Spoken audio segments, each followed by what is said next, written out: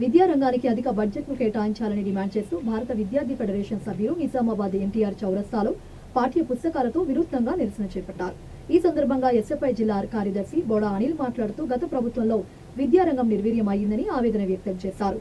ఫిబ్రవరిలో నిర్వహించే బడ్జెట్ సమావేశాలలో కొఠారి కమిషన్ పేర్కొన్నట్లుగా రాష్ట్రాలలో విద్యారంగానికి 30% నిధులను కేటాయించాలని నూతన ప్రభుత్వాన్ని కోరుతున్నామని అన్నారు.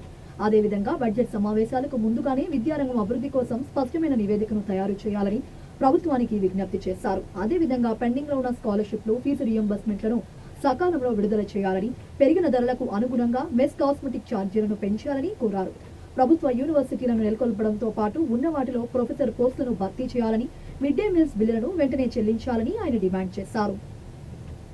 కోట్ల రూపాయలు పెండింగ్ లో ఉంది స్కాలర్షిప్, ఫీజు రింబర్స్మెంట్. సంక్షేమ హాస్టళ్లలో సుమారుగా 5,000 కోట్లకు పైగా మెస్ బిల్లులు పెండింగ్ లో ఉంది.